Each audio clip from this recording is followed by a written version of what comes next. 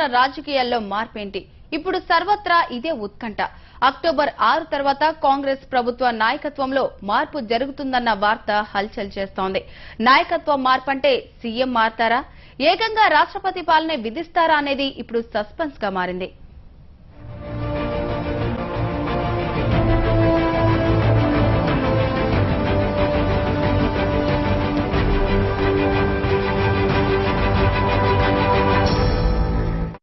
విభజన సెగలతో సీమాంధ్ర అట్టుడుకుతోంది. విభజన ప్రక్రియ ఆపే వరకు పోరాటం ఆపేది లేదని, అవసరమైతే దేనికైనా రెడీ అని ఏపీ ఎన్జీఓలు అంటుంటే, విభజన విషయంలో వెనక్కి తగ్గేది లేదని కేంద్రం తెగేసి చెబుతోంది. ఇక రాజధానిలో సైతం ఇరు ప్రాంత ఉద్యోగులు పోటాపోటీ ఆందోళనలతో ఉద్రిక్త పరిస్థితులు చోటు చేసుకుంటున్నాయి. తెలంగాణ ప్రకటనతో సీమాంధ్రలో ఎటువంటి అవాంఛనీయ ఘటనలు జరగకుండా ముందు జాగ్రత్త చర్యగా ప్రభుత్వం ఆ ప్రాంతంలో భారీగా పారామిలిటరీ దళాల్ని మోహరించింది.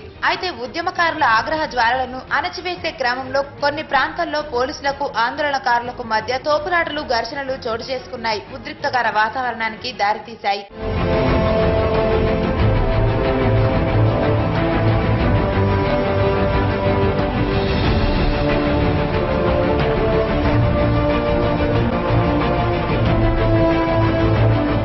అసలే అక్టోబర్ 6న రాష్ట్ర సర్కారులో నాయకత్వ మార్పు ఖాయం అంటూ వార్తలు హల్చల్ చేస్తున్న నేపథ్యంలో నాయకత్వ మార్పు అంటే రాష్ట్రపతి పాలన అనే వాదనలకు సైతం పరిస్థితులు ఊతమిస్తున్నాయి. పరిస్థితి ఇలాగే కొనసాగితే రాష్ట్రంలో రాష్ట్రపతి పాలన విధించడం ఖాయమనే వార్తలు వినిపిస్తున్నాయి.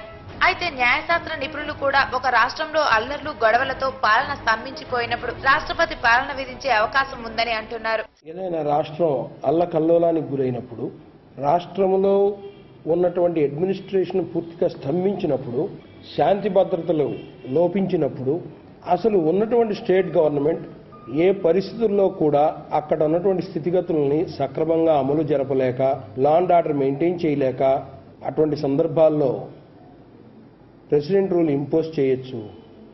Article 356 of the constitution of India ప్రకారంగా సీఎం కిరణ్ పై అటు అధిష్టానం ఆగ్రహంతో ఉందని, ఇటు మంత్రుల్లోనూ తీవ్ర అసంతృప్తి వ్యక్తమవుతోందని తెలుస్తోంది. మంత్రులు సీఎంను బహిరంగంగా విమర్శించడం, నాయకత్వానికి మేము రెడీ అంటూ హైకమాండ్ కు సంకేతాలు పంపుతున్నారు. ప్రస్తుత పరిస్థితులను అడ్డుపెట్టుకుని రాజకీయాలను తమకు అనుకూలంగా మార్చుకోవడానికి అధిష్టానం దగ్గర మార్కులు సంపాదించి సీఎం సీటు కొట్టేయాలని చూస్తున్నారు కొందరు నేతలు. అయితే ఇప్పుడున్న పరిస్థితుల్లో సీమాంధ్రకు చెందిన వ్యక్తిని ముఖ్యమంత్రిగా ప్రకటించడం అంటే కేంద్రానికి తలనొప్పే. అలా కాదని తెలంగాణ నేతకు కట్టబెడితే అసలే విభజన సెగలతో వేడెక్కిన సీమాంధ్ర అగ్నిగుండంగా మారే ప్రమాదము లేకపోలేదు. కనుక కేంద్రం ఈ పరిస్థితి గట్టెక్కడానికి రాష్ట్రపతి పాలనను ఆశ్రయించవచ్చంటున్నాయి రాజకీయ వర్గాలు. అయితే ఒక రాష్ట్రంలో ప్రభుత్వాన్ని ప్రెసిడెంట్ 2 నెలలు మాత్రమే సస్పెండ్ చేయగలరంటున్నారు న్యాయ నిపుణులు. Initially for the period of 2 months proclamation ఇచ్చిన తర్వాత 2 నెలల వరకు అది ఫోర్స్ లో ఉంటుంది.